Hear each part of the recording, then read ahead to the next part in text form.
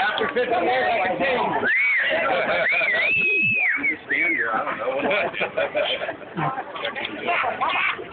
Can I stand on the other side? No? You want to give the speech? No. I heard your coat now. Now stop laughing.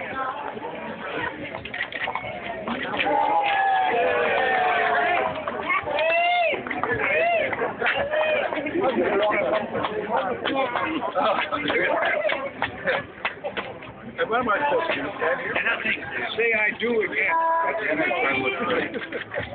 My nose. Look at that. Look at old mom. Look at her. Oh, you can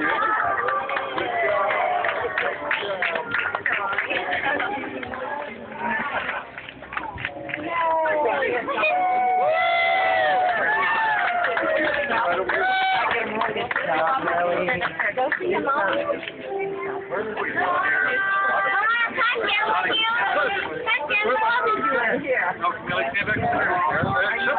I think so. My mind. Mommy is there with him? Yes. I am.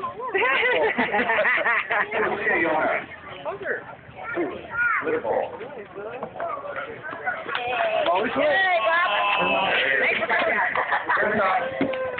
Family would like to thank each and every one of you for coming out to celebrate the 50th wedding anniversary of Bill and Juan Langenhuizen.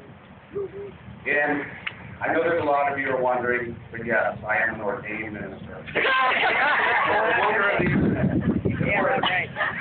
The remainder of this, I would like to be called Pastor Farrakhan Sharpton Houston. Like that. Now, let's see if this thing works.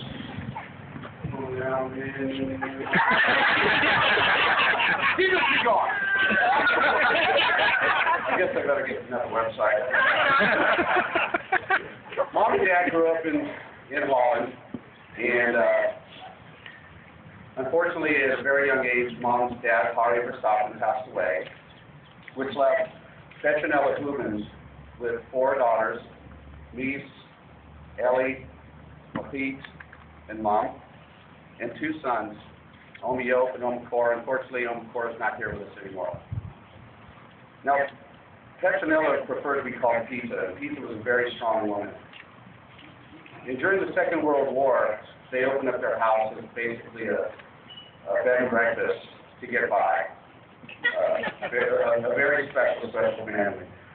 And in 1956, Pizza was going to come to Canada to witness the birth of Pete's son, Stefan, and didn't want to leave Mom behind. So Mom was on her way. The passage was very tough. They got on a ship in Rotterdam, and there was a bad storm, and the ship was 3 days late. We finally hit land, and Mom's real storm was about to begin. The possibility was a little harder to track. William and Johanna Langenhuizen were busy raising 3 boys, Pete, Jack, and Pops, William, and a daughter, Lonnie, who also unfortunately is not with us here today. Only Pete has told me lots of stories, but the best story, one of the best stories, there are so many, it involves throwing something in a lake, but I'm going to keep that. I won't tell him. Their whole family immigrated. Joni knows the guy. Their family immigrated. Trudy. The family immigrated in the early 50s. Mom and Dad were both the youngest in their families. From what all the people said, Pops was a real pain in the ass. Shocking. Yeah. He still is fun with that. After a half-hearted attempt at academics and a legendary beauty, Pops was destined to be a blue-collar guy. But faith, hard work, and good luck would prove otherwise.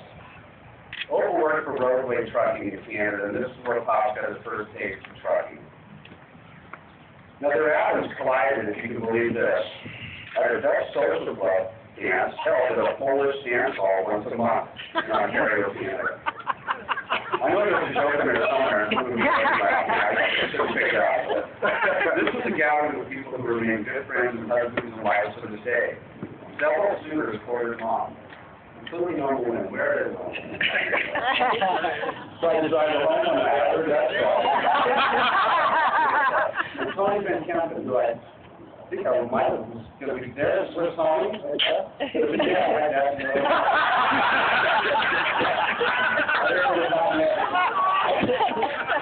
hear Tony's here alone, Mom. Watch out. But in the end, after a lot of bad dancing, raging hormones, and heartburn from Colossus,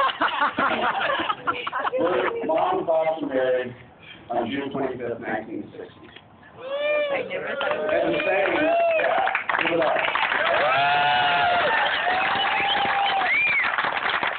The saying goes, going Dutch. That's it. They got married at the same time as Owen Wood and Congelli. They shared a service there. So the stereotype is true. But certainly, the second day of their lives was on August 5th, 1961.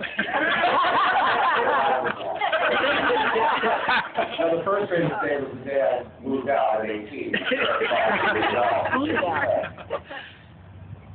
After a wave of Dutch, what we call the orange wave that moved from Canada to California, there was a wave that came out, Mom and Pop decided to follow them out. So in 1963, they moved, or 62, they moved their way out here. And in 63, they had a blessing. Oh! That was Bob. Now, Bob,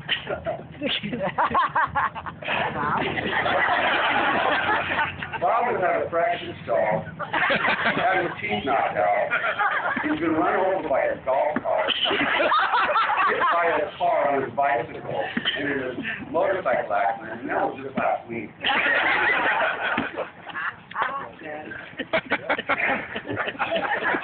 After all that, well, they decided in '66 that for some reason they're going to move back to Canada. If my math is right, I think Mom was pregnant at the time, so it was early '66 they moved back there. In the fall of '66, they had Lisa. Lisa was going in. At this point, I got to say, Lisa, what an awesome job. I mean, without her,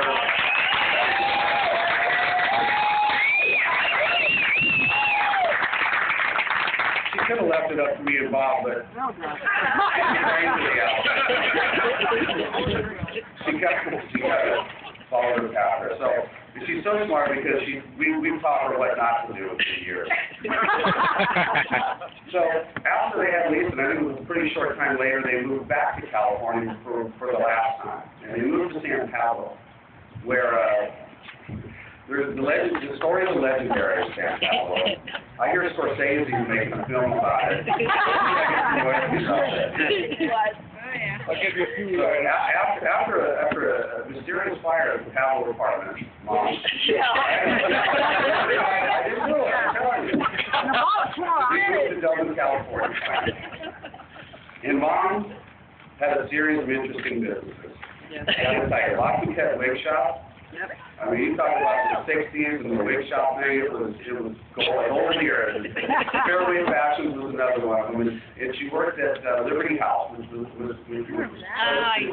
Howard Johnson. Now, people from around here know Howard Johnson's was a legendary party spot. And Mom was gracious enough to get me a job as a dishwasher there.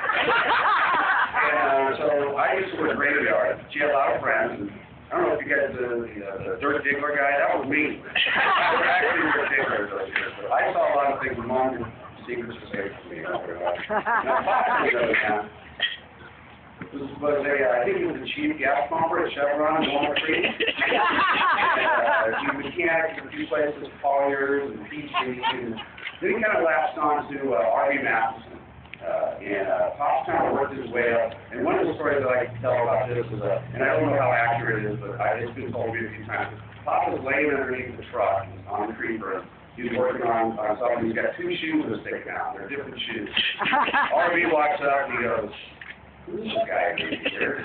The pop wheels himself out over easy and he goes, what are you wearing shoes?